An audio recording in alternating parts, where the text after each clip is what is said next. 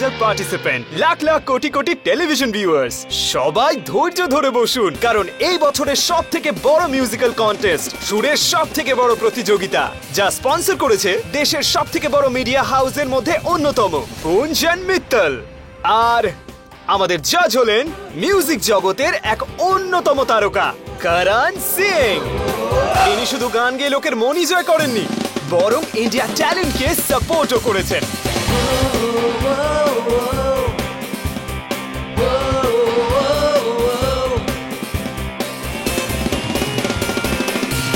হ্যাঁ বলুন। আচ্ছা, কন্টেস্টেন্টদের মতো কি আপনিও এক্সাইটেড? অফকোর্স, আমি তো ভাবছি যে কখন গিয়ে আমি জাজের চেয়ারে বসবো। আচ্ছা, উইনারকে খুঁজে বার করার জন্য আপনাকেই কেন বেছে নেওয়া হলো? এ তো খুবই সিম্পল ব্যাপার, আমি সবচেয়ে ভালো ডিসিশন নিতে পারি, নিশ্চয়ই জানেন। অন্য কোনো জাজও আছেন? হ্যাঁ, মিত্তল গ্রুপের চেয়ারম্যান মিস্টার মোহন মিত্তল।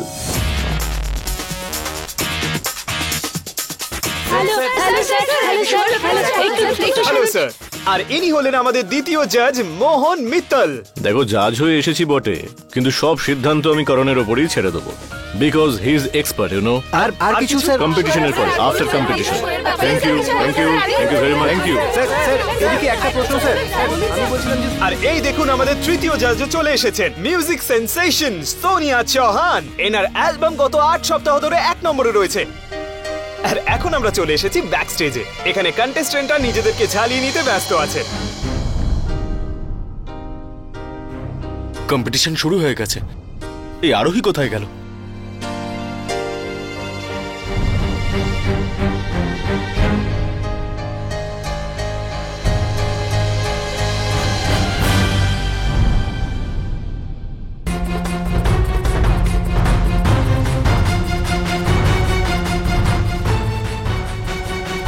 আরোহী,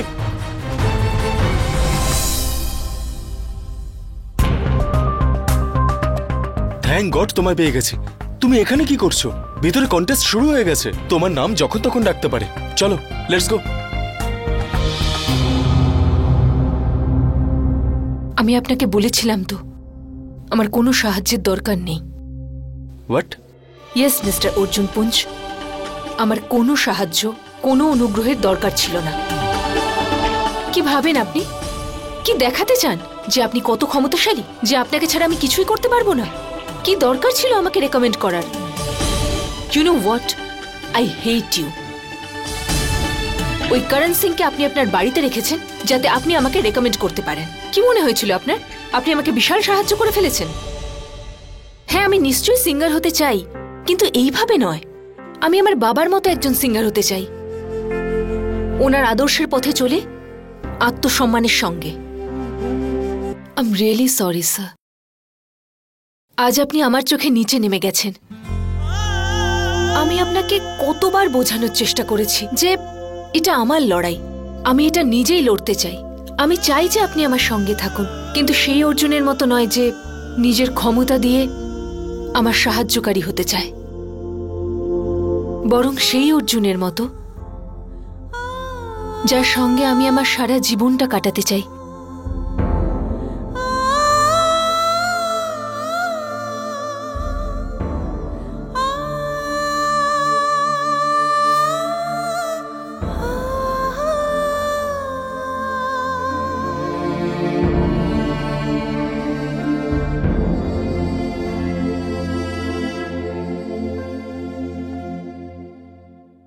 তোমার মতো আরো 99 জন কন্টেস্টেন্ট ওই লাইনে দাঁড়িয়েছিল যারা ফর্ম পায়নি। এতজনের মধ্যে তুমি শুধুমাত্র একটাই ফর্ম পেয়েছো। সেটা এই জন্যই কারণ আমি খুব ভালো করেই বুঝি যে তুমি একজন ডিজার্ভিং কন্টেস্টেন্ট। তোমার এরকম কেন মনে হচ্ছে যে আমি তোমাকে রেকমেন্ড করেছি বা জেতানোর চেষ্টা করছি? আর করণ সিং এর কথাই যদি বলো, তাহলে হ্যাঁ, ও আমার বাড়িতেই রয়েছে। এই জন্যই কারণ ও নাতাশার গেস্ট। আর তুমি যে রেকমেন্ড করার কথা বললে না, হ্যাঁ, ও আমাকে জিজ্ঞেস করেছিল, কিন্তু আমি ওকে মুখের ওপর না বলে দিয়েছিলাম। আমি ওকে শুধু এটাই বলেছিলাম যে আমাদের কম্পিটিশনে ডিজার্ভিং কন্টেস্টেন্টরা যেন ইকুয়ালি চান্স পায় প্রত্যেকে। ওদের ড্রিমসকে, ওদের স্ট্রাগলকে আমাদের সম্মান জানাতে হবে। আজও আমার সেই দিনটা মনে আছে, যখন তুমি আমার জন্য এই কন্টেস্ট থেকে বাদ হয়ে গেছিলে। এবার তুমি সেটাকে আমার রাগ বলো বা মেয়েদের প্রতি জমে থাকা আমার ঘৃণা। যখন আমাকে তোমার লেট আসার রিজনটা বলা হয়েছিল, তখন আমার মনে হয়েছিল যে ওটা একটা এক্সকিউজ। আমি চাইনি যে এরকম ভুল তুমি আবারও করো। আবার কোনো মুডি জাজের জন্য প্রতিভাবান কোনো কন্টেস্টেন্টের যেন প্রতিভা নষ্ট না হয়ে যায়। বিলিভ মি, তোমাকে রেকমেন্ড করার জন্য আমি একটাও কথা বলিনি। কেন জানো? Because I wanted to be there for you. ওই অর্জুন পুঞ্জের মতো নয় যে পাওয়ারফুল আর খিটখিটে, বরং সেই অর্জুন পুঞ্জের মতো যে নিজের জীবনের প্রত্যেকটা মুহূর্ত তোমার সাথে কাটাতে চায়। আর ওই আমি তোমার কথাটা বুঝে গেছিলাম, আর সেই কথাটাকে আমি সবসময় রেসপেক্ট করেছি। বাট আনফর্চুনেটলি তুমি আমায় বুঝতে পারোনি।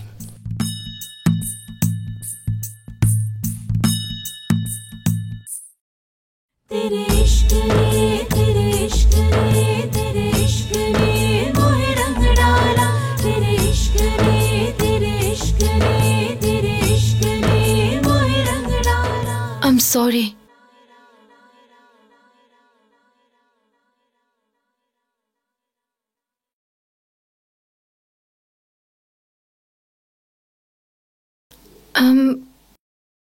I'm really very sorry.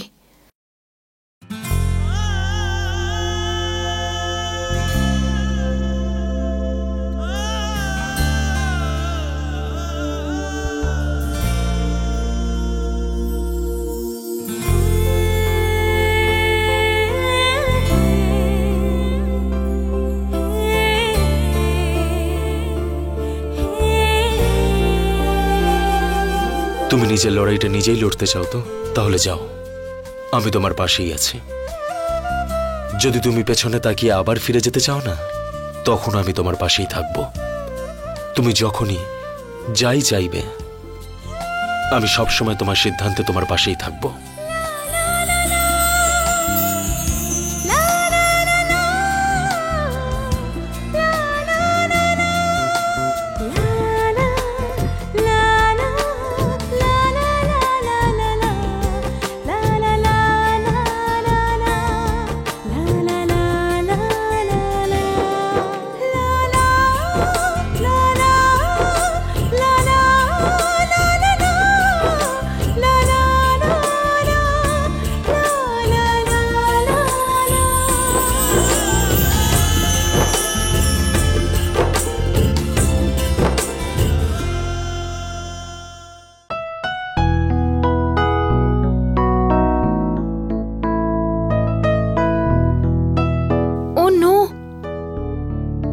Sir, আমার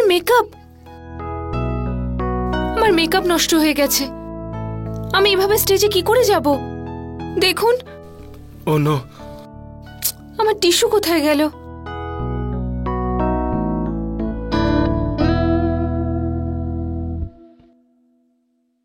বাই দ্য ওয়ে, আমি তোমার জন্য একটা স্পেশাল ড্রেস পাঠিয়েছিলাম, তুমি পাওনি?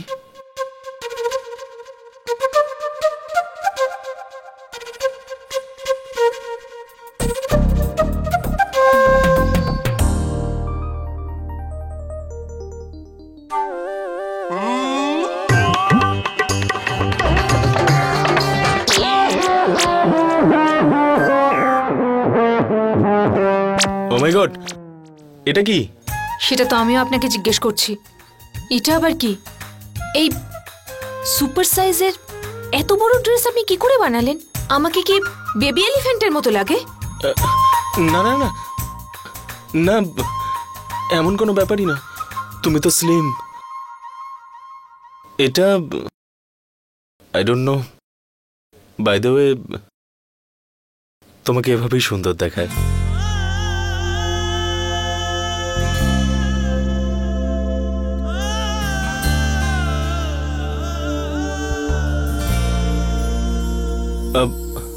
এই আপেলটা ওই কিছু খাইনি তো, তাই বড়মা দিয়ে দিয়েছিলেন। ও, তা খেয়ে নাও না। যদি না খাও তাহলে স্টেজে কি এনার্জি কোথা থেকে পাবে?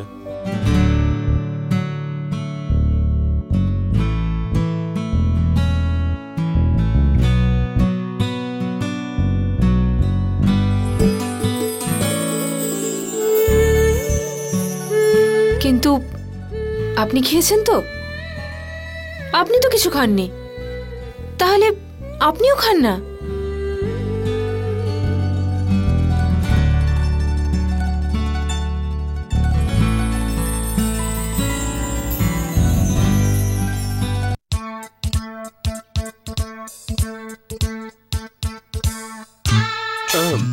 বাই দ্য ওয়ে, আজ তোমার বড় মার আসার কথা ছিল না? হ্যাঁ, ওনার সিট নাম্বার 2। আমি ওনার সাথে আলাপ করে আসব, আর আমাদের ব্যাপারেও কথা বলবো। ভবিষ্যতের কথাও বলবেন? আচ্ছা,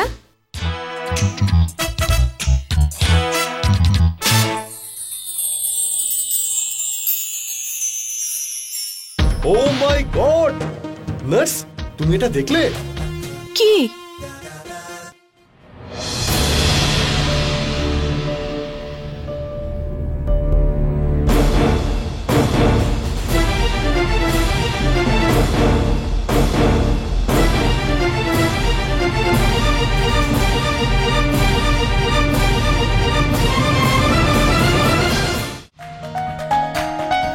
যতদূর আমি জানি অর্জুন তো অন্যের এঁঠো আপেল তো কোনোদিনই খায় না, কিন্তু এই আপেলটা তো মেয়েটার খাওয়া। তবে মেয়েটাও কিন্তু আর 5টা মেয়ের মতো নয়। এ বিশেষ কেউ নাকি? হ্যাঁ,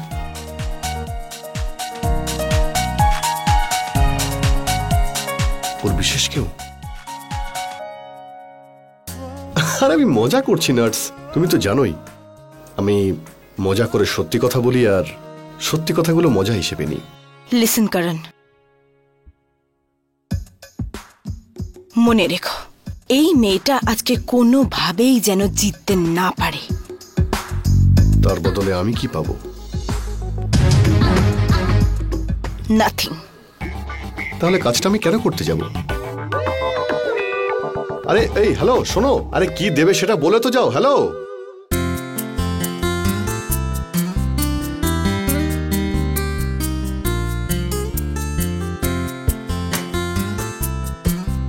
এক্সকিউজ মি, আপনি একটু সিট নাম্বার 5-এ বসে যাবেন?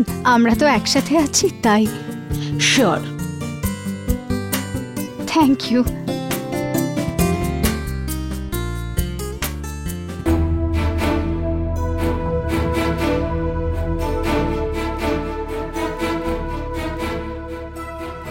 হয়তো ইনি আরোহীর বড় মা।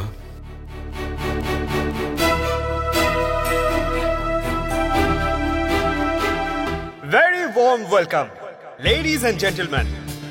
আজকের সন্ধ্যে এমন একজন ট্যালেন্টকে আমরা খুঁজে পাবো যে হবে সঙ্গীতের জগতের সুপারস্টার, আর তাকে বেছে নেবেন আমাদের special guest mister Karan Singh. Guys thank you. আর যে পাবে একটা এক্সক্লুসিভ অ্যালবাম কন্ট্রাক্ট, আর যাকে নিয়ে চর্চা হবে এই দেশের প্রতিটি ঘরে ঘরে। Ladies and gentlemen, please welcome our contestant number 1.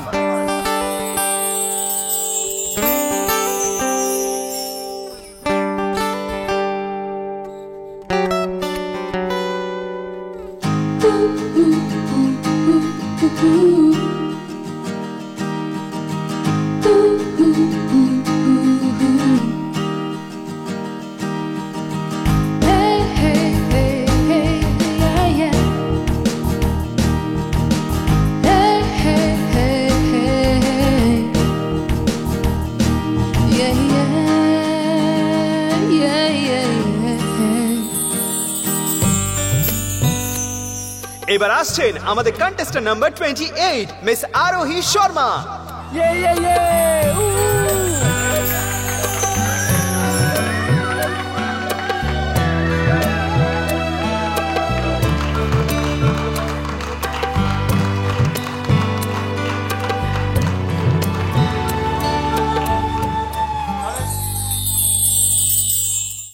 Good evening everyone.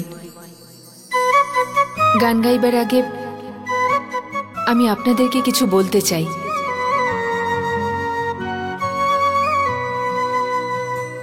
আমি হঠাৎই রিয়েলাইজ করেছি যে সিঙ্গিং শুধু গান গাওয়া নয়, সেটা হলো অশ্রু যা চোখ থেকে ঝরে পড়ে, সেই আকাঙ্ক্ষা যা মনের মধ্যে রয়ে যায়, সেই না বলা কথা, সেই অসম্পূর্ণ শব্দ, সেই বেদনা। গান গাওয়ার আগে সেগুলো অনুভব করা অত্যন্ত জরুরি। একটা গান শুধু শব্দ দিয়ে তৈরি হয় না, মনের ভেতর থেকে বের হয়ে আসা খুশির, ভালোবাসার, বেদনার অনুভূতি গান। এটাই আসল গায়কী। मिलके बिछड़ जाते हैं जिस तरह दो रास्ते नई मंजिल की तरफ।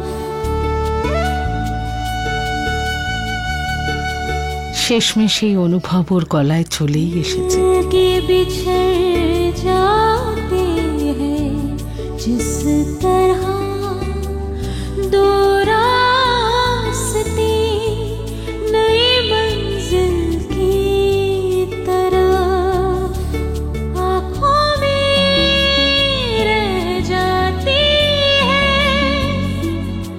उम्र भर के वास्ते, तड़पती तड़प।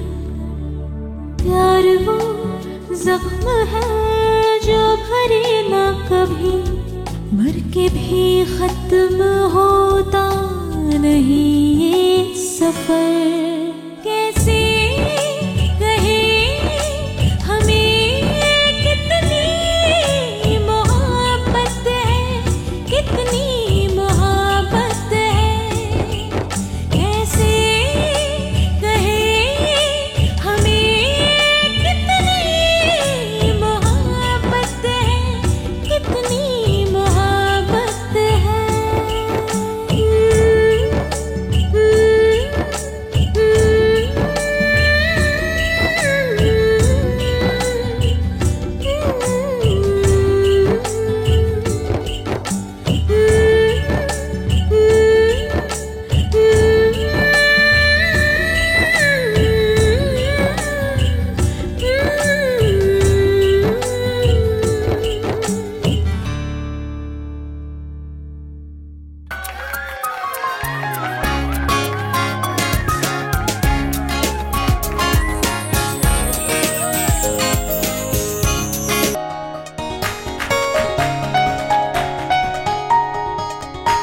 কত মার্কস দিলে? হ্যাঁ,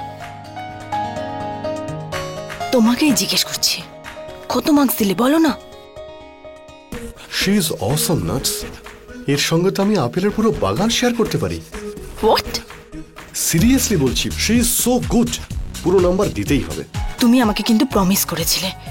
সরি নাটস, কিন্তু she is the best among all contestants. Fine.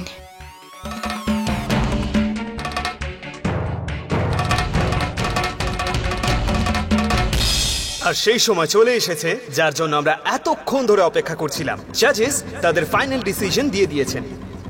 কে হবে ইন্ডিয়ার সেই পরবর্তী সুপারস্টার? কে পাবে সেই কন্ট্রাক্ট? কে হবে করণ সিং এর চয়েস?